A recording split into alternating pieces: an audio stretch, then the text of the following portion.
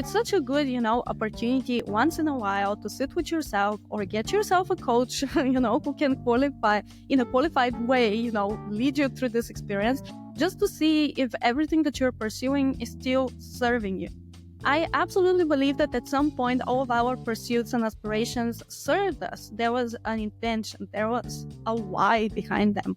But as we change, and we should allow ourselves to change, just as you said earlier, some of these intentions and reasons, they don't hold up anymore. Yet we keep on doing these things, and of course, they don't bring you joy.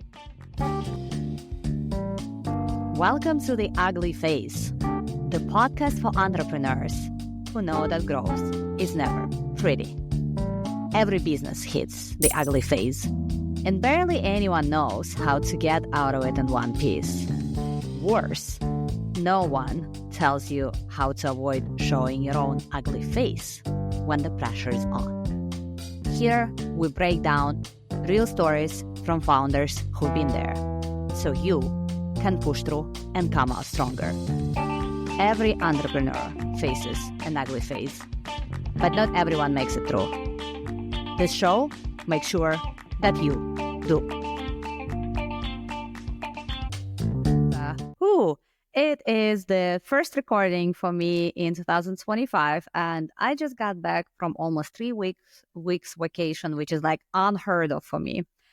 And during that time, I've decided that the one thing that I should be taking care of is myself for once. And this lines up really nicely with the guest that I have today, who is a recovering hustler who helps other hustlers get to recovery as well. Please welcome Nicole, and I'm going to let her introduce herself. Ola, thank you so much for having me. It is actually really funny that this is the first podcast for 2025. I think that this is a little bit of a different vibe for you and your audience to step into the beginning of the year. So my name is Nicole Gueorguieva. I'm a holistic well-being and productivity coach. I'm also a human design guide, and I am on a mission to help ambitious soul-led women break free from hustle culture and be more sanely successful. I love that. How did you get on that mission, and what was your own journey getting into hustle-free culture? So I just spent quite a few minutes telling you the long story, so let me challenge myself with a short story. So probably I should start with my career journey. So I studied in Sweden in business school. So it was a super Scandinavian entrepreneurial vibe, And ever since that time, I really dreamt of having my own business, It's just somehow like that culture was so vibey, and it kind of really sweeps you off your feet, and it looks so romantic and so cool and all of that, especially in the beginning of your 20s, right? So it's all, hey, let me go work a little bit, get all of the experience that I can get, and then I'll figure out what I want to do, and I'm going to go and build my own thing. So with this thought in mind, I moved to Lithuania in 2015, so almost 10 years ago, which is crazy.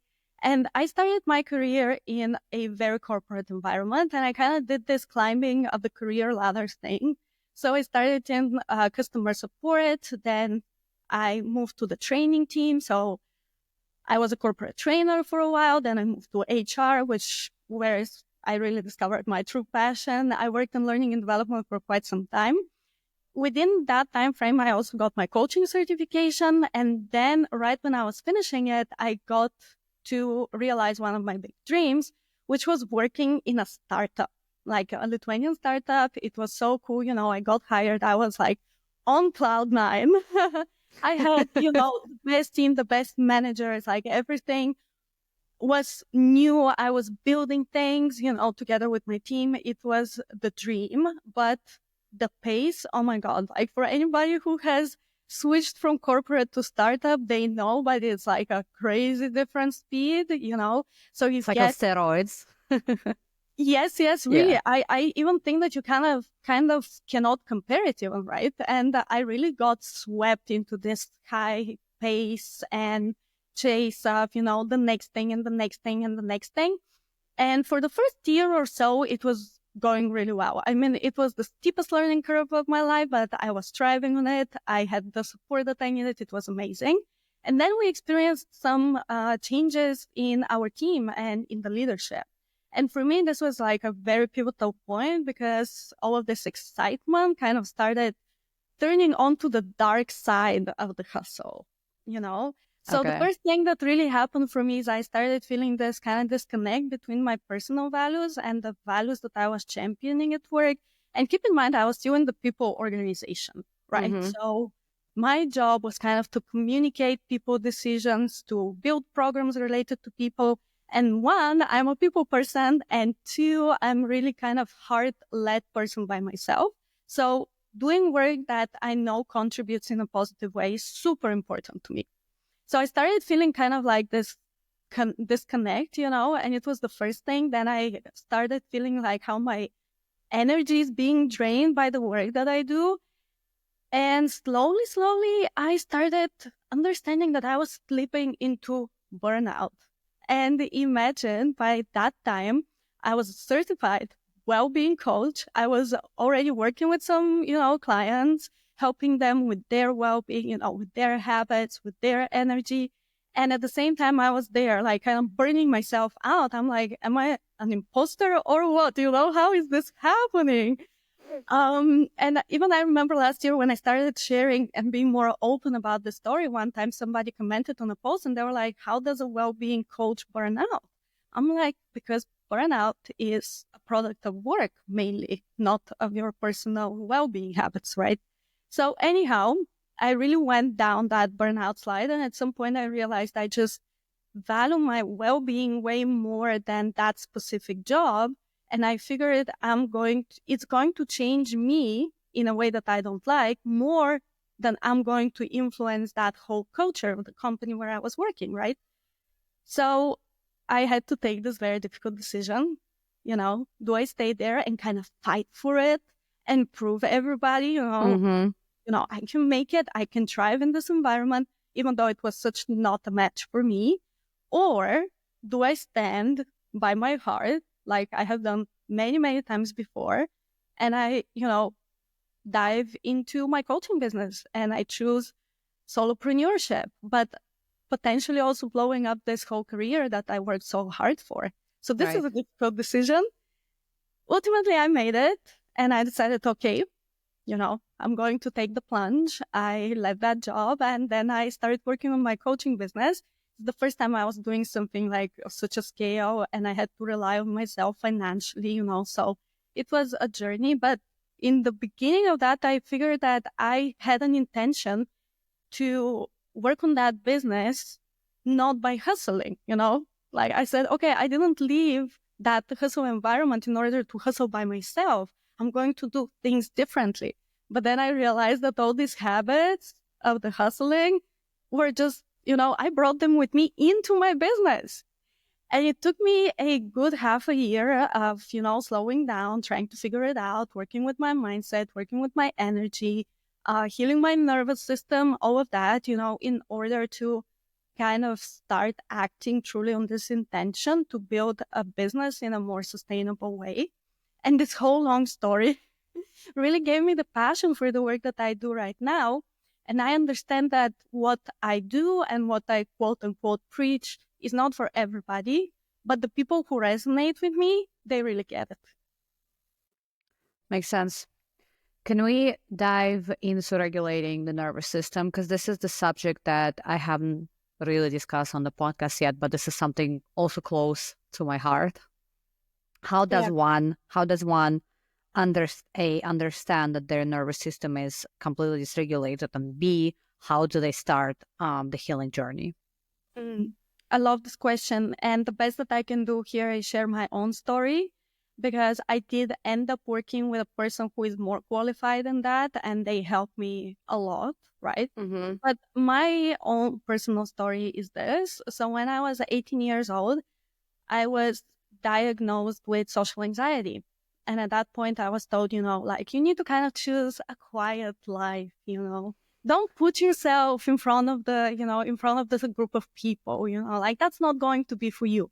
And mind you, in high school, I was a firework, right? Like I was everywhere. I was doing all the stuff like orchestra, piano, hip hop, dancing, like you name it, I did it, right? So it was, oh my God, it was such a shock for somebody to tell me, hey, like you're not going Right. to do very well in front of people. And then I naturally went and built a career as a trainer, because like, who are you In to front of tell me tons of what people, I right? do? I'm going to prove you wrong now, and Love I'm that. going to pick up, this thing. So, but joke aside, it's something that I had to manage my whole adult life because at the end of the day, I got diagnosed because something triggered me and it was correct. Unfortunately, at that time, and it was a long time ago, I didn't get any kind of holistic recommendations how to handle this, right? So I was just prescribed super strong medication right away. I was 18, with no alternative. Yeah. And at that point, I said, I refuse to do that. I come from a family that is very well-being oriented, spiritual parents, so I already knew about the power of meditation, of your mindset, all of that. And I said, there has to be a better way. So throughout most of my 20s, I managed it holistically. I went to therapy, all of that. And, I'm sharing that because it's a lot about the nervous system. Anxiety is a disorder of your nervous system. And imagine, so, I have been managing this for all of this time, sometimes better, sometimes worse. And then I end up in this, startup in my last summer there.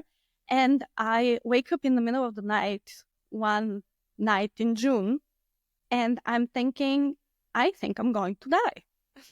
Oh, So, like, wow. my heart is beating out of my chest. Like, I have a hard time, taking in a full breath.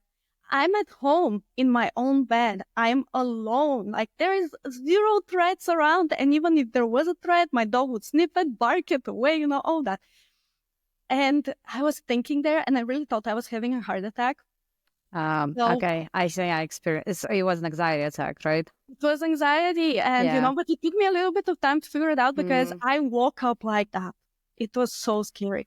I And actually did end up going to like an urgent care when I was back in the US because I was experiencing the same and I was super sure that I was gonna die because like my heart felt super tight and I was like, oh, for sure I'm having a heart attack. So I called an ambulance and I went to the hospital because it felt super real. It felt like heart attack. So I know exactly what you're talking about. exactly. And thank you, for also sharing your experience because I feel sometimes people think that I exaggerate, but it really feels like if you haven't had a heart attack, which, knock on wood, this is how I would imagine one feels. Right, exactly. Mm-hmm. Yeah, so I was, there lying in the darkness and I was trying to get a grip of what was happening. And that's the moment when, it was literally a wake up moment. And I was like, okay, this is going really badly. So up until then, like my anxiety was building and building and building. But after Mm-hmm. this night, I figured I don't think I'm going to make it through the summer without any kind of support. So for the first time in my adult life, I went and I got anxiety medication. And they really helped me. And I'm so happy that they're available and that I could get that support. But every time I would, have that pill because I got this more situational medication that you take it if you know you're going to experience kind of like a high. Okay. Mm-hmm. Yeah. So it's like, if I know that I'm walking into like a presentation or, whatever, that I would be a little bit more anxious, I would Mm-hmm. take that maybe like an hour before and it will help me, relax and like that.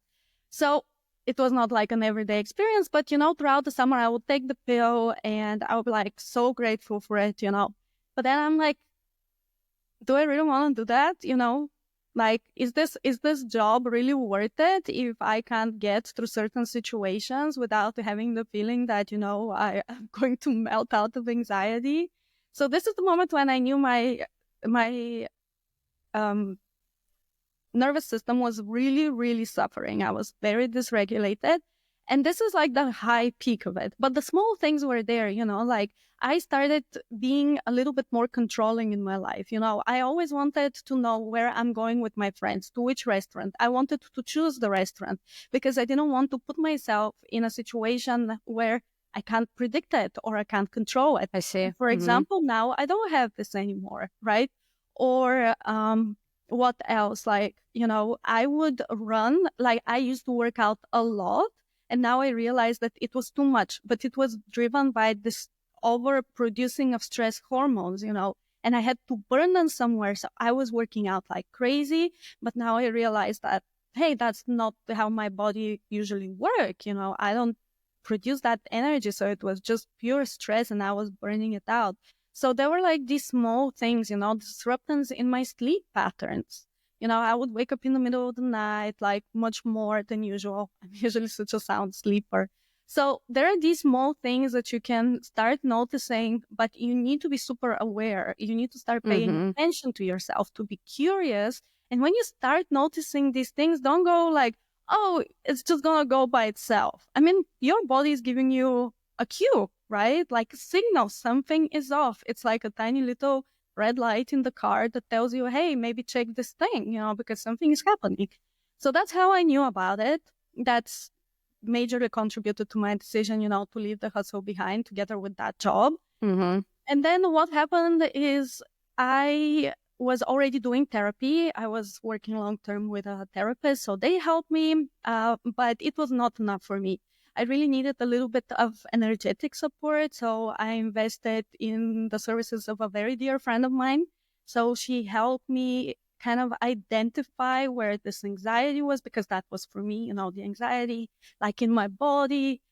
She did some guided meditations. We did some releasing. So I am a fan of these a little bit not traditional approaches, and they have worked well for me. So I sense that for me, that was the best because it worked immediately with the body. Because a lot of cognitive therapy or, like any other therapy that you would sign up for, you try to figure it out in the mind. But anxiety and nervous system, it's in your body. So you need to calm the body. You need to release that extra energy or raise your energy. For example, the issue is more like of a depression. So this is what I did, and this helped a lot. And from time to time, I still do that. And by myself, I do a lot of meditation, breathing exercises, EFT tapping, all of these supportive practices for What is EFT tapping? EFT tapping is something I started trying out recently. It's called the emotional freedom technique. So it works on the basis of acupressure. Sorry, I always confuse acupuncture with acupressure. So it works on the basis of acupressure, and it's just simply like tapping with your fingers on different parts of your head and like your chest, while repeating some affirmations. And the really good thing about it that I really like is when you practice it, first of all, you acknowledge some of the limitations or worries or anxieties that you have. And then in the second part of the exercise, you affirm the beliefs or the feelings that you want to experience more. So it's a little bit of, this acupressure meets affirmations. And if anybody's, interested to try that, you can find plenty of free resources, even on YouTube. So you can just, see how it works, try it once or twice, see if it's your kind of modality. At first, I knew about it for like many years, but only this year I kind of came back to it and I thought, this year it's working for me. I feel like there are things that I have tried in the past that didn't work for me and that I have revisited and then they worked, because I think it just kind of depends on where you are in your journey, if that makes sense. Because there are things that seemed like absurd to me 2 years ago, and today I'm like, yeah, I'm into that. Yeah. I mean, this happens very often. It has happened to me. I observe it with my clients as well, because as humans, we're so fluid, we change so much. We enter different seasons of life. So we could only benefit if we stay continuously curious when it comes to our well-being, because really we outgrow certain habits that we have. And just because you know how to do something is not a good enough reason to keep on doing it forever, right? You need to question if it's serving you. And at the same point, just to stay open to different things that are coming or coming back, right, into our habits. Because, different practices and methods are supportive for the different seasons of life. Oh, I love that, because I think there is so much criticism towards people who are just like trying on different things, wearing different hats, etc. I mean, even people from my immediate environment sometimes like, oh, okay, here she goes, like doing something else. While, I don't know, say a week ago, she said that she's into that. And I'm like, why is it a bad thing? I'm allowed to try new things. Yeah, I like something. Okay, maybe a week was an exaggeration. I like something 2 months ago. I've tried it, realized not for me. So now I'm on to the next thing. And I feel like there is a lot of, I guess, like bad connotation over people just continuously changing. And I'm like, that's totally natural. Yeah. What's not natural is actually being stagnant in the same thing that you liked 10 years ago. Sure, there are some, as you said, values, for example. It's actually totally normal to have consistent values throughout your life and maybe like change them or add some others, etc.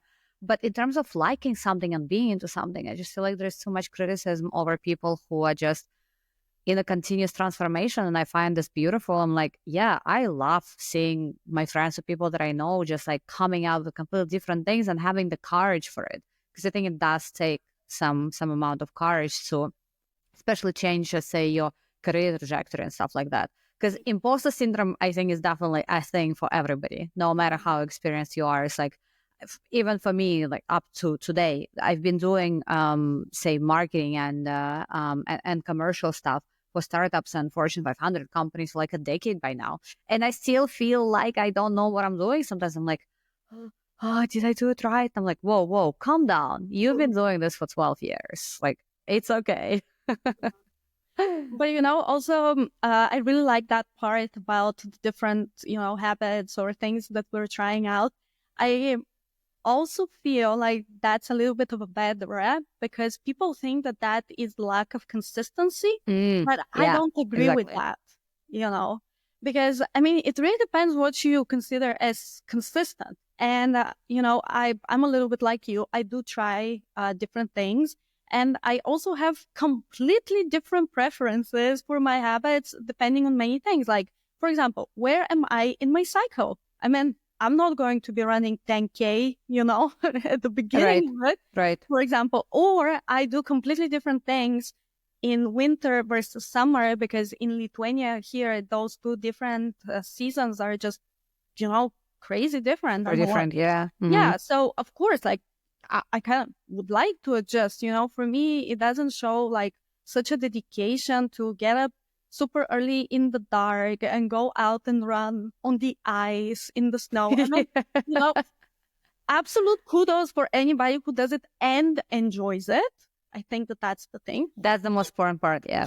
But I don't. So allow myself, the opportunity to change.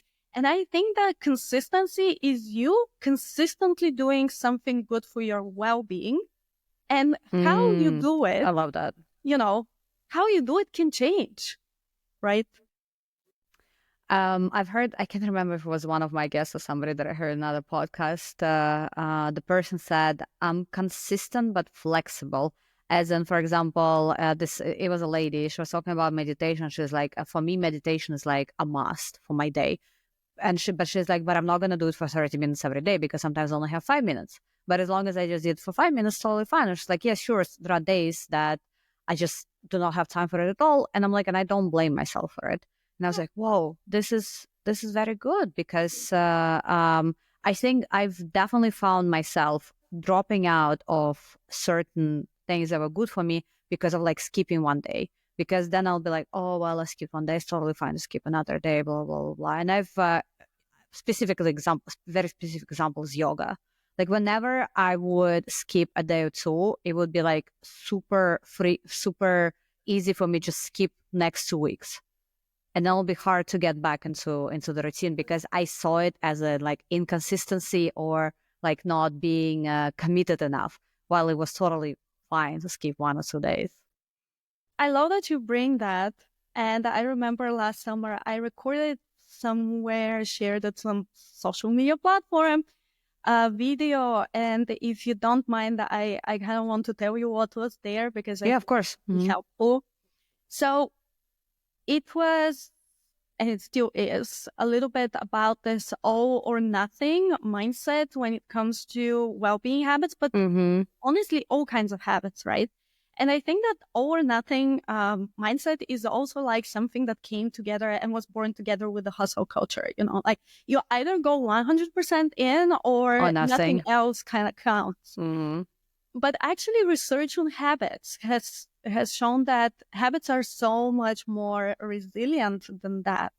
And I think that we get this all or nothing kind of like bullshit programmed in our brains, and then we have a really bad feeling because let's say we have been meditating for 5 days, and then we skip one day because life happened, Right. something happened, right? Or maybe you just didn't feel like it, or you were tired, or you were in a hurry. It doesn't have to be like something big. Maybe just you needed a break. And then because we have this all or nothing mindset, we say, oh, now it's all lost. The streak that I had, it's all gone and I have to start from zero.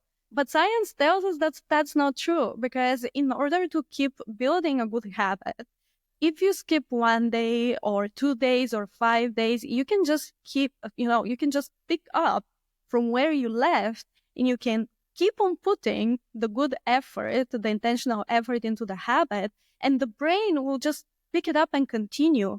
So it's not a matter of you ruined the habit or something, is wrong with our consistency muscle. It's just that this kind of obsession with all or nothing, and also this obsession with the streaks that we have on all the apps, they make us feel that once we drop the ball, we start from zero. But that's Right. not true. You just need to, go through the day when life happened, and then on the next day with the same intention and with the same enthusiasm and with the same motivation, say, okay, new day. I just keep on doing what is good for me.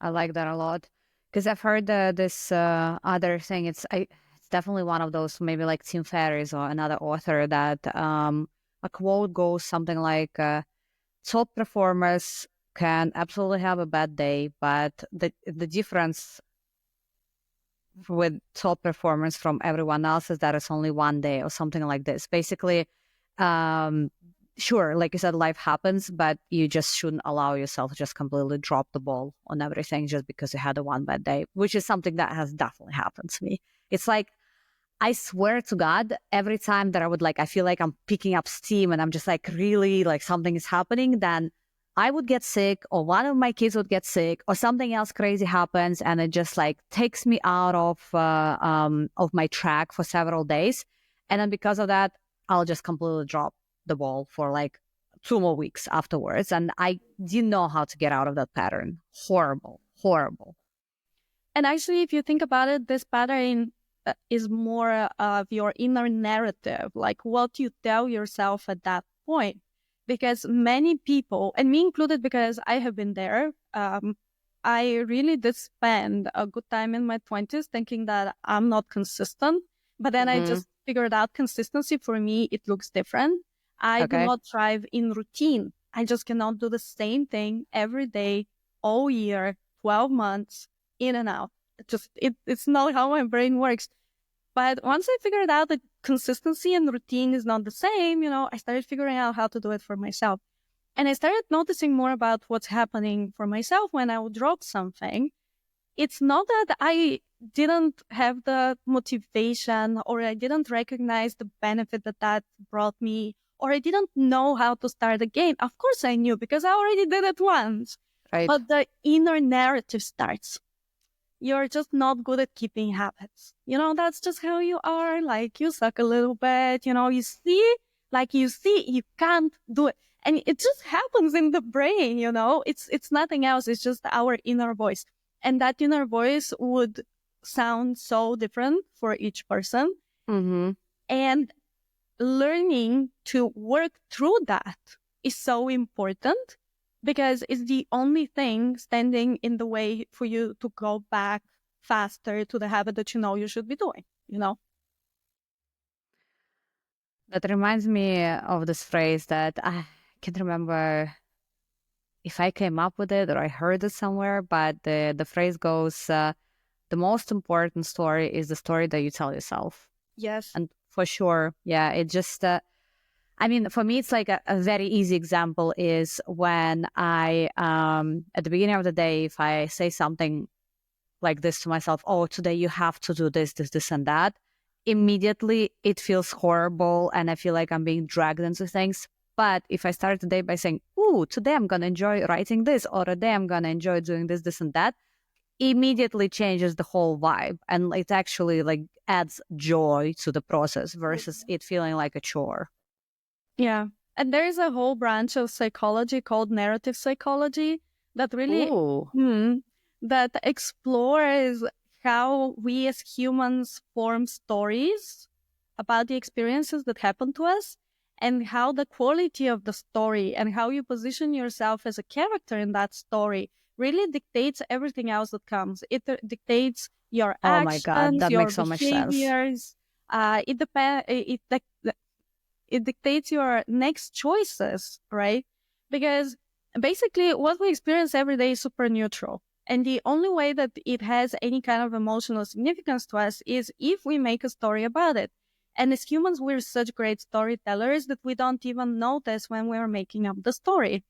And you can very easily give yourself an example of that. Think about work, right? At work, a situation happens, and one colleague has one type of reaction, let's say a positive reaction, right? Mm-hmm. Let's say it's a challenge, some setback appears in the project. One colleague will say, you know what, it's a setback, but we can do it. We can use it as a learning opportunity, as a stepping stone. We got this. And at the same time, another person will be like, now we are damned. This project is going to go down. It's going to slow us down. It's exactly the same thing happening to two different people. And all that really matters is the story that happened and how they interpreted it. And one person put themselves as an kind of like empowered hero. I'm going to get over this, I know what it takes. The other person positions themselves within the story as the victim, right? Oh my God, this happened to me, right? And now I will not, we will not make it, and all of that. So it's so important to tune into the story that we tell ourselves and what role we give ourselves most often, because that's going to dictate the quality of everything that we do, of how we feel, of our behaviors, of our relationships, of the choices that we make in life. And if you think about it, it kind of stacks up quite high. This makes so much sense because I've been working with a personal coach, and one of the things that we did was timeline therapy, which was a very interesting experience of like me mentally going back to some of the episodes in my life that have, potentially created like all the limiting beliefs and negative emotions. And it was super interesting how I could just like rewire the whole scene and just see it from a completely different perspective. And it was, I mean, I would recommend this to absolutely anybody who is a little bit self-aware, because it does take some self-awareness in the first place to note down the episodes and the emotions associated with it. I have to say, I had to like chat GPT some of the scenes because I was like, yeah, I think I'm feeling this, blah, blah, but it was super helpful because it helped me identify some of the emotions that I couldn't vocalize. Yeah. And then when we did the timeline therapy, just, it felt really liberating, and we've done it like literally right before I went on vacation, and I could feel the changes happening in me during the vacation. And I think it's also contributing to me coming back and saying, I don't fucking know what I want to do, because now all this like baggage is removed. I mean, I don't think I'm like a brand new person. Of course not. We work through some things, but not everything. But it has also, I think, one of the most important revelations that I've had was that I've always thought that I'm supposed to do something big. Like, I'm always pushing myself. And now I'm like, am I supposed to do something big? Maybe I should just live a normal life. Just like stop pushing myself. I want to be a good mom. I can be a good mom without making, I don't know, $1 million and sending them to Harvard or something like this. It's really made me question some of the like big beliefs that I thought I had. And like I told you at the very beginning of this episode, at this point, I just decided that I want to enjoy what I'm doing, no matter what it is. And as soon as I feel like it feels like a chore, I'm just gonna remove it. Even when it like goes back, for example, to posting on social media.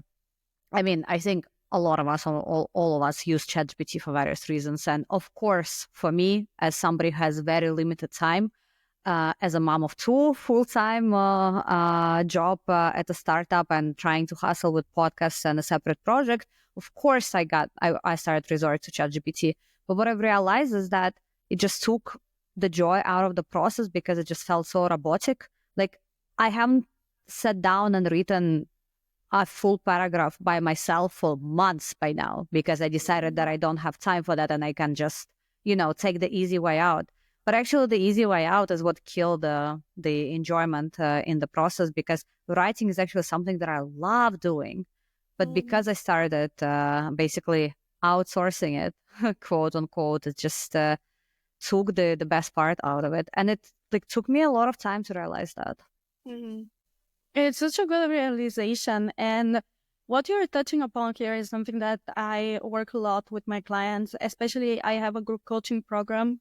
It's called 9 to Thrive. It's for people who kind of want to break free from hustle culture or focus on their well-being and productivity.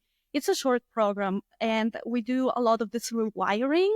Mm-hmm. And in the first module, it's literally called redefining success, because what I heard in your story just now is a lot of what I hear.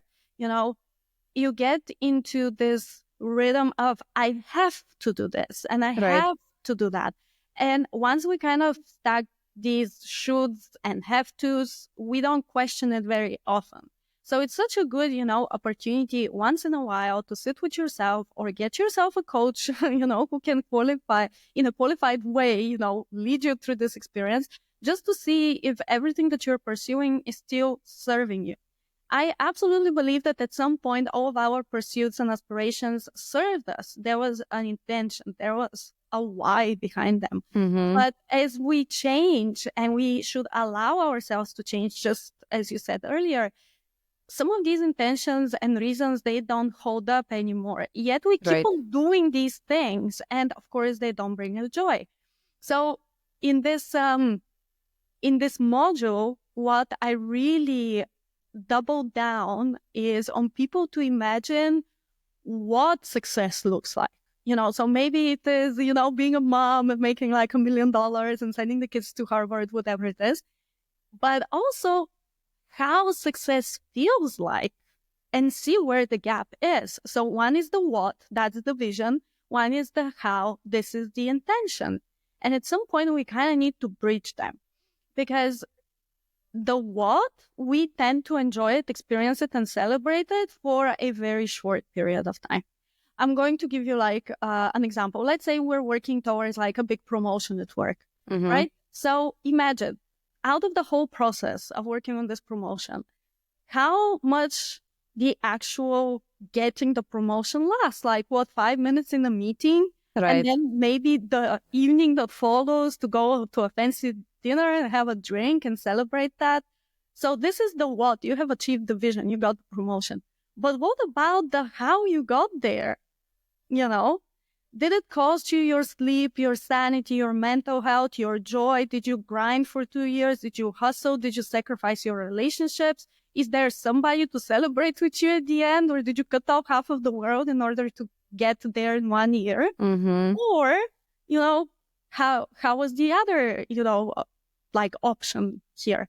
Maybe you said, okay, maybe it's going to take me 2 years instead of 1 year to get this promotion, but I am going to feel purposeful. I'm going to do it in alignment with my values. I'm going to find joy in the work. I'm going to take the projects that really spark me inside. They spark my light, and hence I'm going to deliver better value. I'm going to meet the right people. So we don't sacrifice the whole journey just for the destination, right? So we kind of really need to ask ourselves these questions. This version of success that I'm chasing, is it still aligned with me in this current season of life? And how do I want to get there?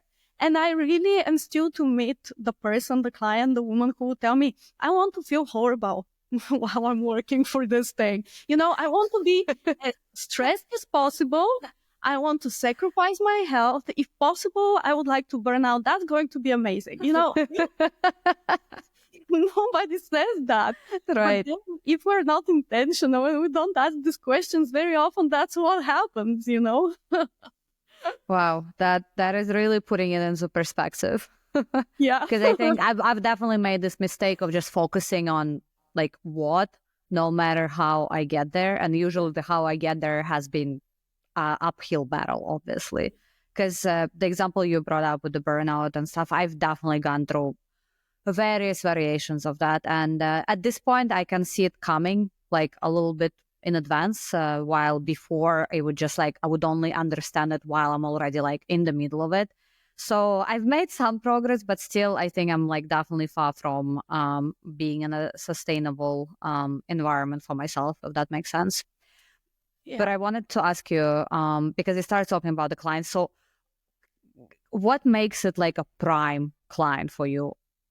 And who should be the people who basically need maybe like some more time, etc.? Because I know that coaching has become such a bandwagon, right? It's like, oh yeah, like everybody needs coaching.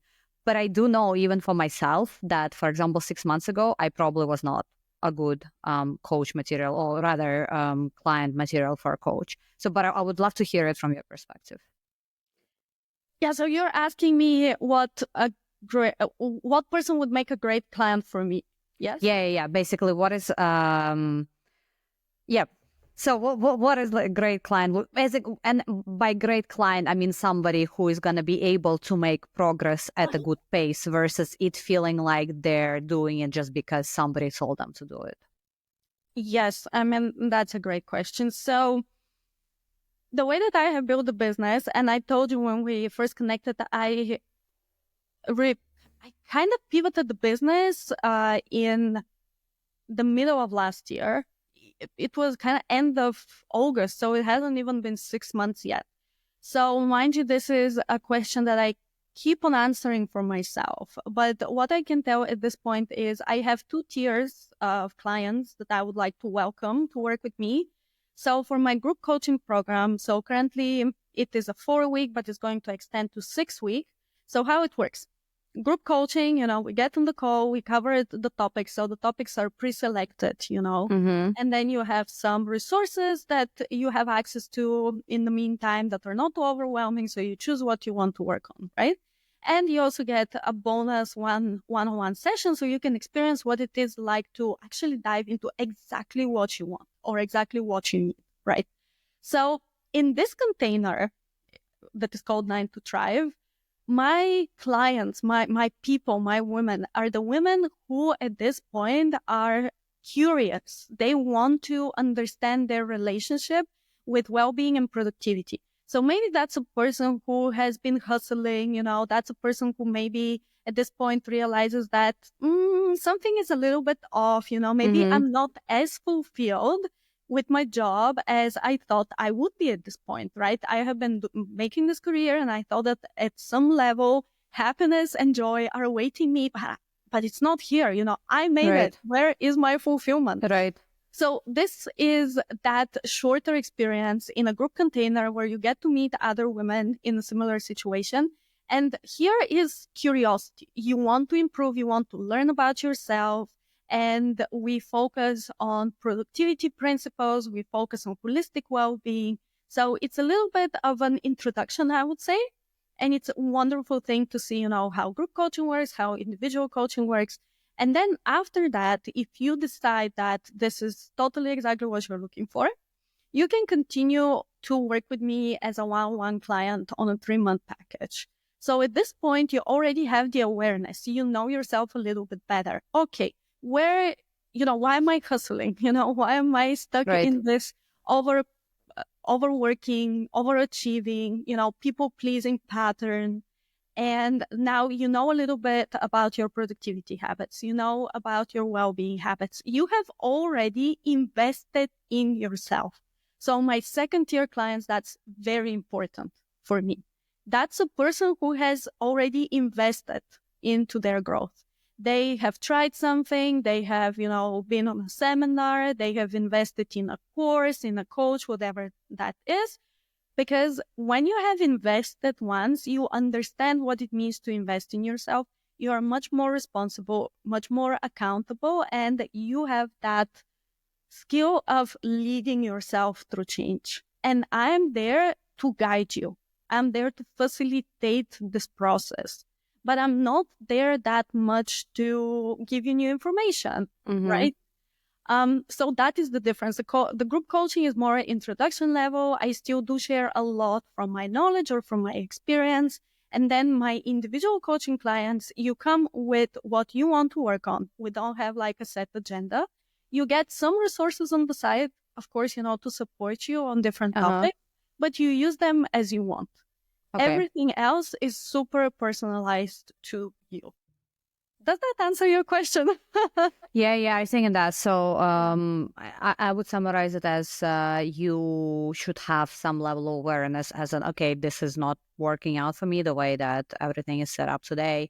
I would even probably add from my perspective, I done therapy, like a lot of therapy before I went into coaching, and has definitely been a really good foundation because I was already super aware of where some of the things were coming from. We worked through some of the things. So it just really primed me for going like a lot faster speed. At least that's what my coach has said. He was like, yeah, we're getting through things really fast because we have already done a lot of work. Mm-hmm. And I think I started coaching with the idea of what I wanted to do. But then once we went through the timeline therapy, it just kind of made like a clean slate for me. Now I'm like, whoa, I actually don't know what I want to do. I have some vague idea, which is a little bit connected with the original idea, but speaking of anxiety, I was definitely getting anxiety coming back from vacation because I felt like I was coming back into like uncertainty of not knowing what is it that I want to do. But then I actually looked at it from different ways. Speaking of narratives, I was like, actually, this is good. I can just sit down and recreate everything instead of having to follow something else that I didn't particularly subscribe to 100%. Yeah.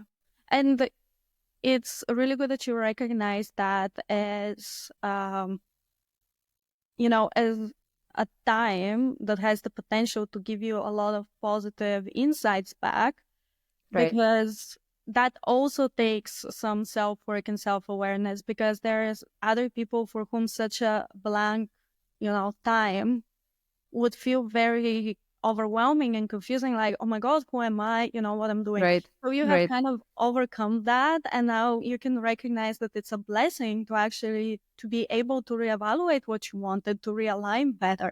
So yeah, best of luck with that. And I'm rooting for you. And yeah, I mean, it is really prime with opportunities. That's what it is. Thank you. Thank you. That's definitely reassuring and validating. Mm. And I think it's been a super great conversation that we've had so far. I think we're heading into our final section, which is the homework. Nicole, what kind of homework would you like to give to the listeners? Just like I mentioned, the warm up, it could be something that we have discussed during the episode, or it could be something completely unrelated. Mm. Well, I have two ideas, and I do like giving my clients usually a choice what they want to focus on. So I'm going to do the same for your audience. So what I initially had in mind was to invite and kind of even challenge everybody who is listening to go and do something for fun, just honestly, just for fun today or That's a this good one. week. Last year, I read a book about joy, and because I'm really passionate about it and I wanted to talk about it more in my coaching, I'm a naturally joyful person. So, I wanted to see what the book was about. And in the middle, it occurred to me, it's crazy that somebody had to write a manual for adults, how to experience more joy and fun. I'm like, how did we get here? Right. Right. And what really, stayed with me from the book is that a lot of time as adults, we feel silly doing the things that bring us joy. And we don't want to be judged or labeled as frivolous or, like having the pink glasses on. But it's all needed sometimes. Like, it's for our soul, it's for our creativity, for our mental health. Just fun and joy and play have so many benefits, right? So here, first challenge is go and do something playful, something just for you, for joy, to experience that warm, fuzzy feeling inside, no matter how stupid it looks, just allow yourself to be silly. And the second thing, I got inspired from our conversation, and I would really encourage your listeners the next time when something more significant happens in their day to see on the spot how they're making the story about it. you know. That's another good one. Yeah. Just being super self-aware, super aware of what is it that you tell yourself in terms of the experience. Yeah. Yeah. I like both of them. I'm going to try to do both of them this week. Also, you have to let me know, how it goes, because it would be curious to listen. It's like I told you, I can remember it was in the warm-up already during the recording, but every guest always tells me something or I experience something that kind of validates something that I have already been thinking, or just like puts it in different perspectives for me. So what you just talked about, the joy, I realized that I don't experience it often enough.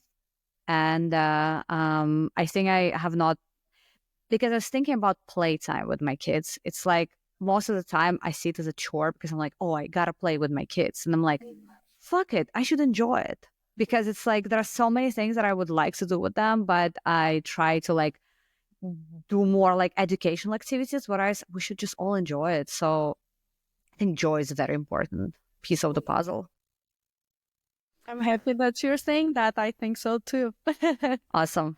All right. Final question. What is the one thing that you know today that you wish you could have told your younger self 5 or 10 years ago? I love this type of questions. Let me have a few seconds to think about it. Of course. So, for like 5 or 10 years ago, I would say to trust my inner knowing more. I know maybe that sounds a little bit cheesy, but throughout my life, especially in my 20s, I'm now in my early 30s, I have made a lot of unconventional decisions that at that point I didn't realize that it was kind of going a little bit off the beaten path, but I definitely made quite a few important ones, like career-wise, where I'm going to live, what kind of relationship I'm getting in. And all of these decisions were kind of accompanied by quite a lot of fear and doubt and uncertainty. But there was a part of me that always pushed through, and I made those decisions no matter how much or little support I got. And now I understand that. I understand that part of myself. I trust it more. And I just wish that 5 or 10 years ago, I would have had that more inner trust, because I think that I would have been able to take even more bold decisions. And that would have been really fun to see where it would lead me. But this being said, I'm so grateful for the life that I created that, I'm good with that as well. That resonates with me so much as well, because my path has been very unconventional. So it just definitely reminds me of that. Nicole, thank you so much for being here with us today. I think it's been a very enjoyable conversation. Hopefully the listeners learned some new things today. Maybe some of them got the validation. What is the best way for them to get in touch with you if they would like to explore the coaching opportunities? Absolutely. Please go find me on LinkedIn. I think that Ola is going to leave a link to my profile. This is the place where I show up daily and most. I have a lot of fun on LinkedIn. So please just go and say hi there, or even just let me know how you like this podcast. And I'll be so happy to have a conversation. Awesome. Thank you so much again. Maybe see you around for part 2. Yes, thank you, Ola, so much. I had a lot of fun. Thank you. Thank you.